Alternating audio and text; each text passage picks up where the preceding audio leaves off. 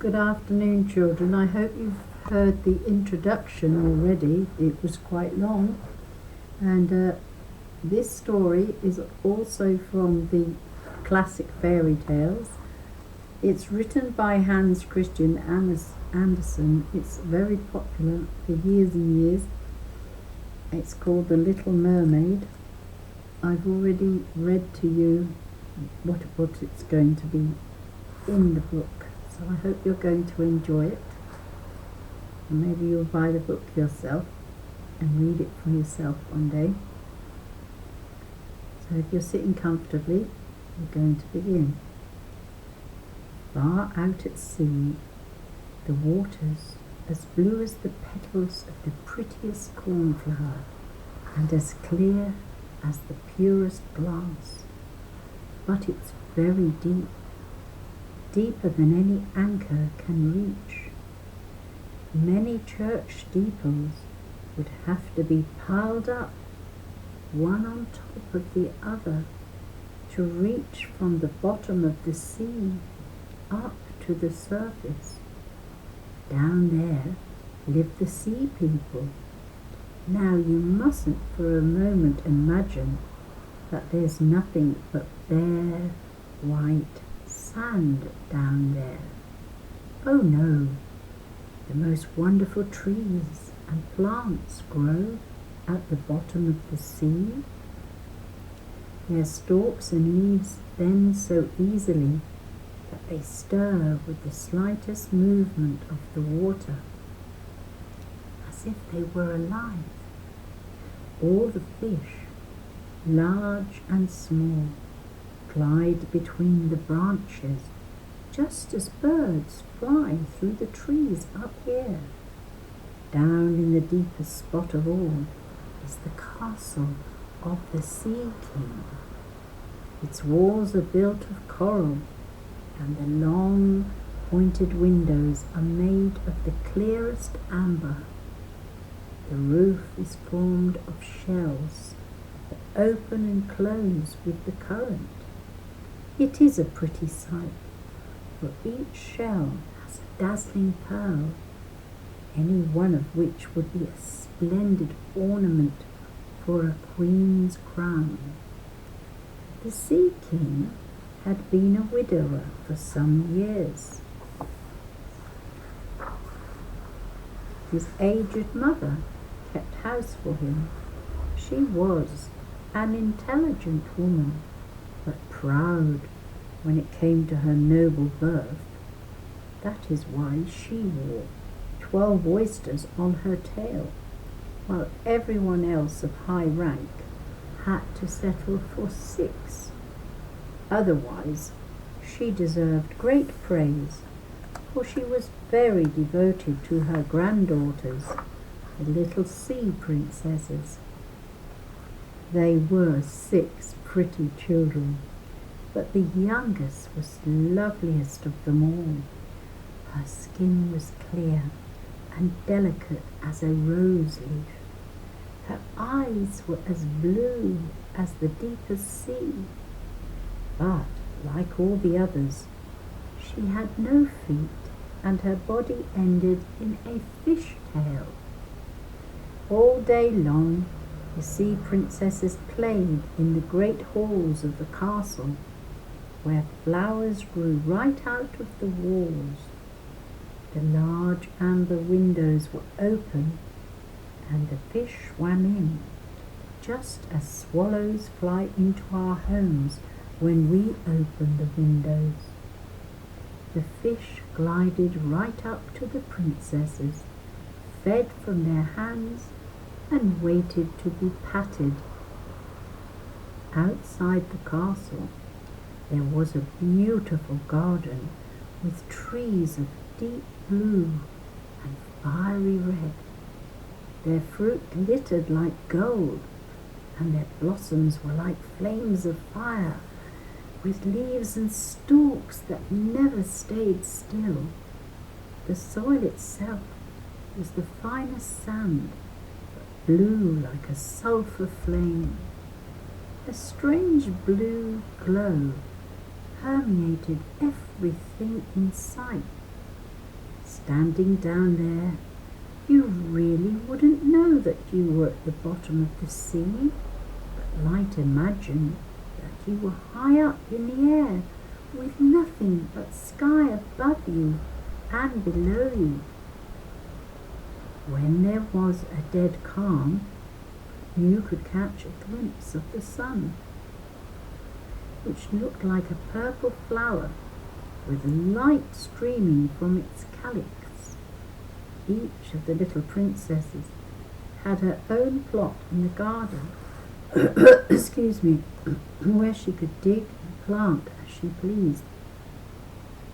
One arranged her flower bed in the shape of a whale. Another thought it nicer to make hers look like the figure of a little mermaid, but the youngest made hers quite round like the sun, and she wanted nothing but flowers that shone red like it. She was a curious child, quiet and thoughtful, while her sisters decorated their garden with the wonderful things they obtained from sunken ships. She would have nothing but rose-red flowers that were like the sun high above, and a beautiful marble statue. The statue was of a handsome boy, chiselled from pure white stone, and come down to the bottom of the sea after a shipwreck.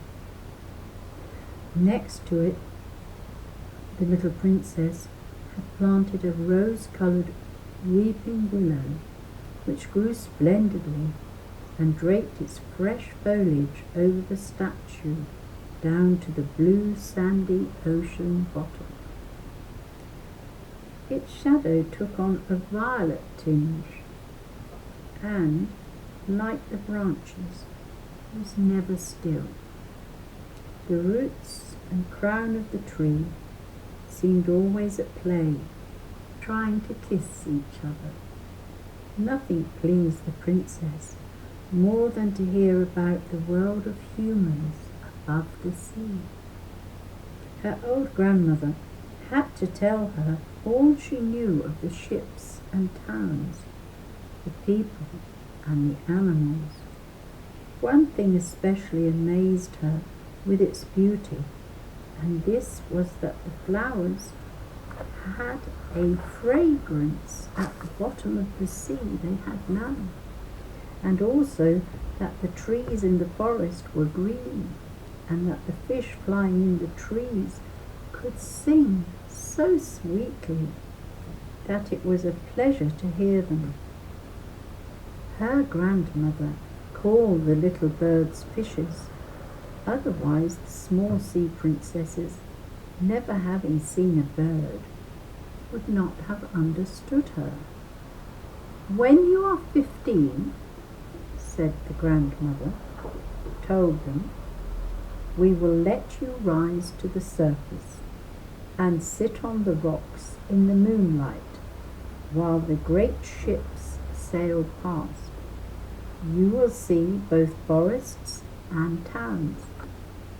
The following year, one of the sisters was to have her 15th birthday, but the rest of them, they were each a year younger than the other, so the youngest of them had to whole 5 years to wait before she could rise to the surface from the depths and see how things are with us.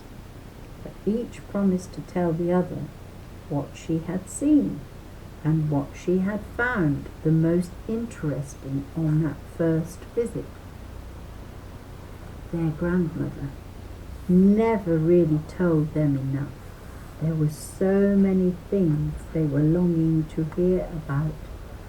None of the mermaids was more curious than the youngest, and she, who was so silent and thoughtful, also had the longest wait.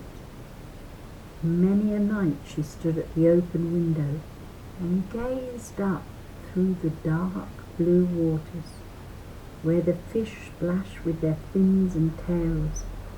She could see the moon and the stars, even though their light was rather pale.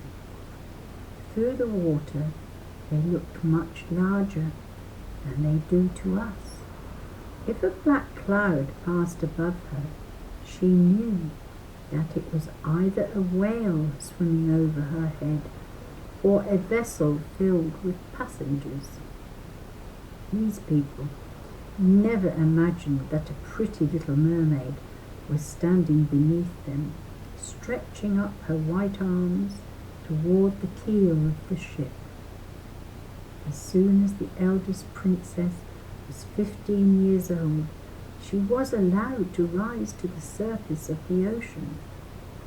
When she returned, she had dozens of things to talk about.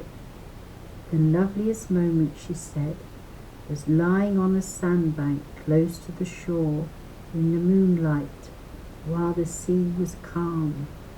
Then you could look at the big town where the lights were twinkling like 100 stars.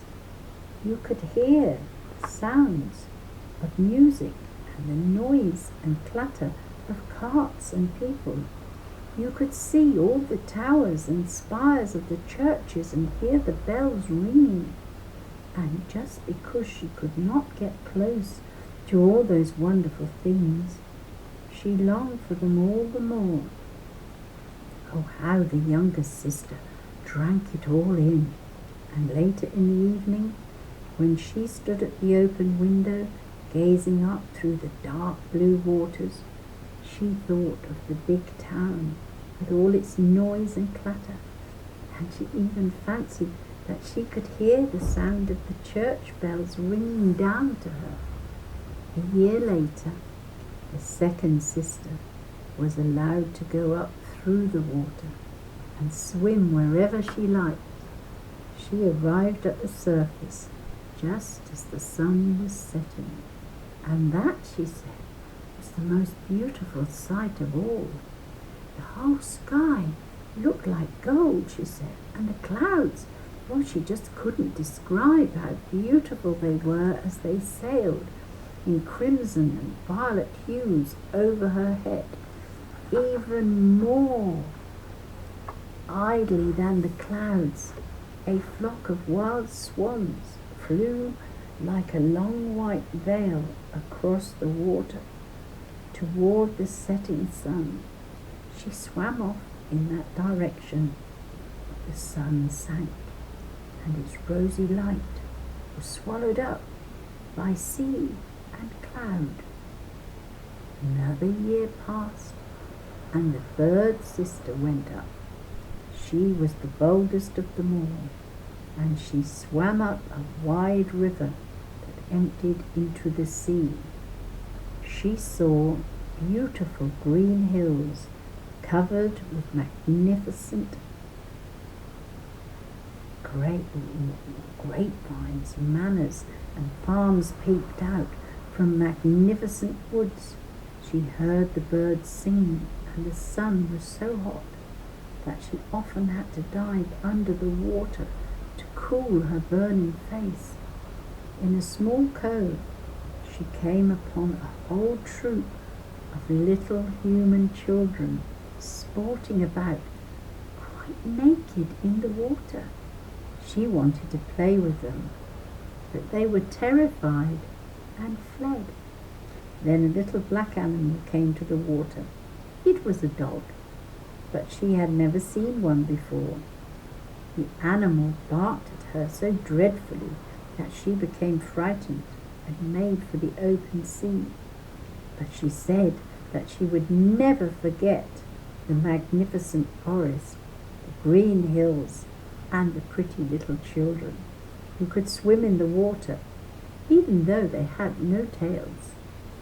The fourth sister was not as bold.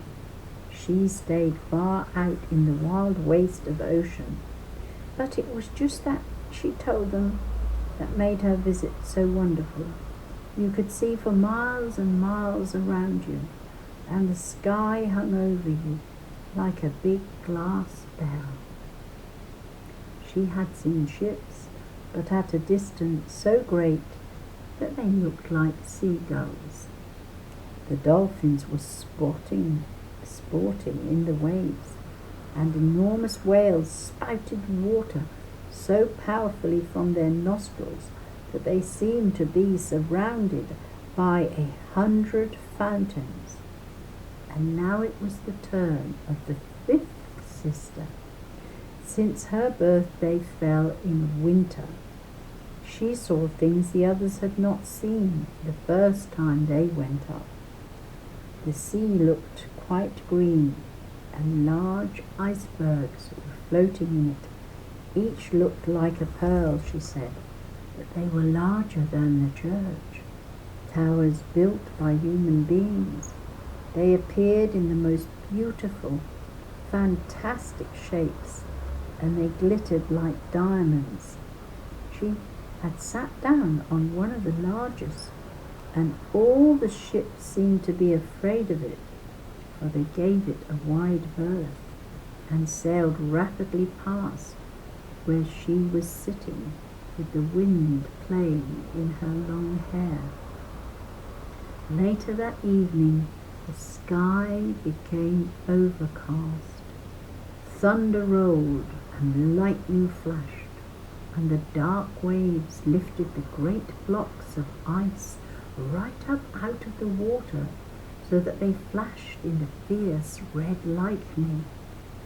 All the ships took in sail, and amid the general horror and alarm, the mermaid sat calmly on the floating iceberg, watching the blue lightning zigzag into the glittering sea.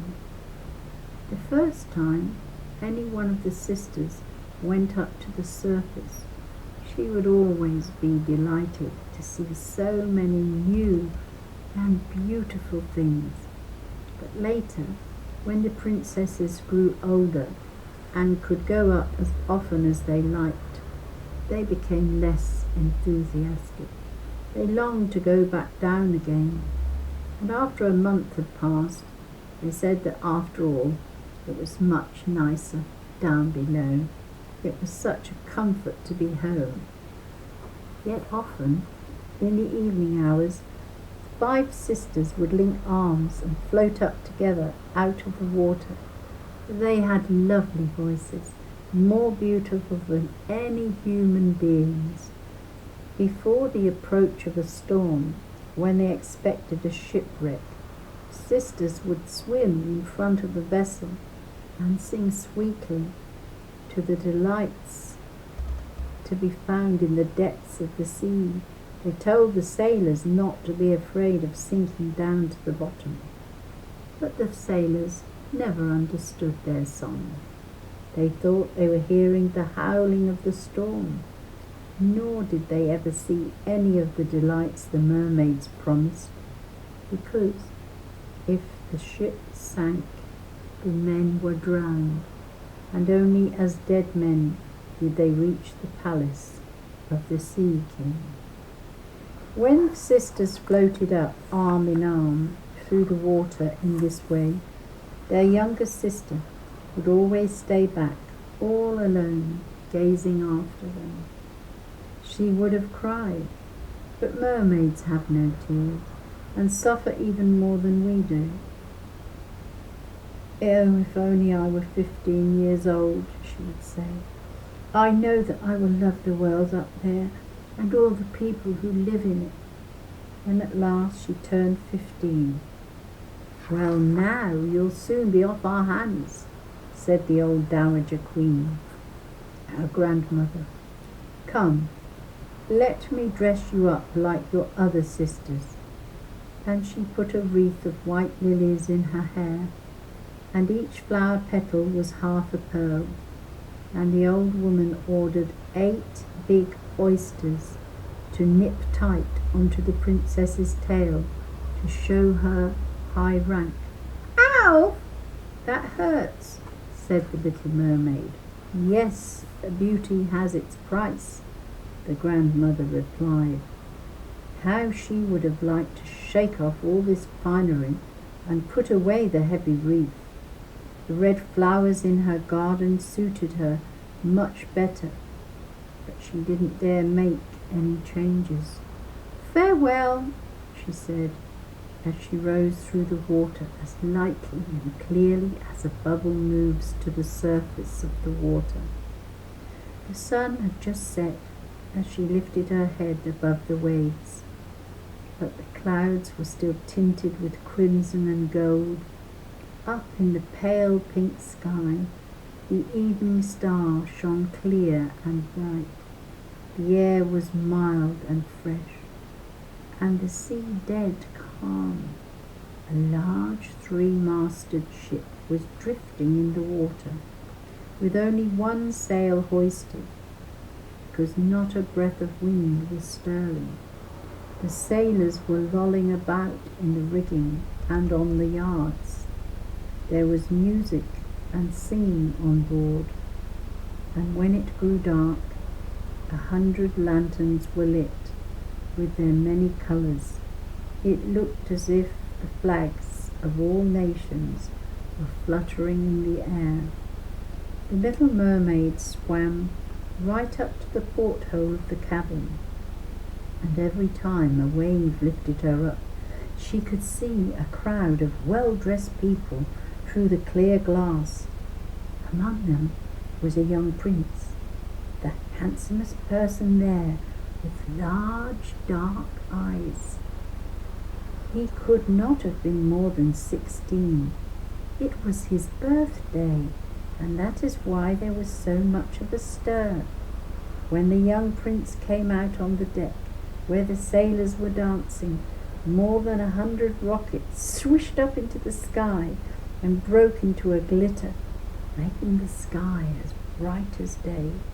The little mermaid was so startled that she dove down under the water, but she quickly popped her head out again, and look, it was just as if all the stars up in heaven were falling down on her. Never had she seen such fireworks. Great suns were spinning around, gorgeous fiery fishes swooped into the blue air, and all this glitter was reflected in the clear, calm waters below.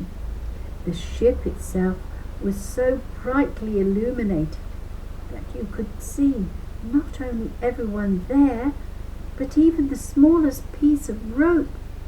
How handsome the young prince looked as he shook hands with the sailors. He laughed and smiled as the music sounded through the lovely night air. It grew late, but the little mermaid could not take her eyes off the ship or the handsome prince. The coloured lanterns had been extinguished, the rockets no longer rose in the air, and the cannon had ceased firing. But the sea had become restless, and you could hear a moaning, grumbling sound beneath the waves. Still, the mermaid stayed on the water, rocking up and down so that she could look into the cabin. The ship gathered speed. One after another of its sails was unfurled. The waves rose higher, heavy clouds darkened the sky, and lightning flashed in the distance. A dreadful storm was brewing, so the sailors took in the sails while the great ship rocked and scudded through the raging sea. The waves rose higher and higher until they were like huge black mountains threatening to bring down the mast. But the ship dove like a swan between them, and then rose again on their lofty foaming crests. The little mermaid thought it must be fun for a ship to sail like that, but the crew didn't think so. The vessel groaned and creaked, the stout planks burst under the heavy pounding of the sea against the ship, and the mast snapped in two like a reed. The ship lurched to one side as the water came rushing into the hold.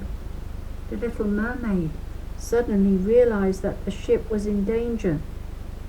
She herself had to be careful of the beams and bits of wreckage drifting in the water. One moment it was so dark that she couldn't see a thing. Then a flash of lightning lit up everyone on board. Now it was every man for himself. She was looking for the young prince, and just as the ship was being torn apart, she saw him disappear into the depths of the sea. For just a moment she was quite pleased, for she thought he would now live in her part of the world. But then she remembered that human beings could not live under water, and that only as a dead man could he come down to her father's palace. No, no, he mustn't die! So she swam among the drifting beams and planks, oblivious to the danger of being crushed.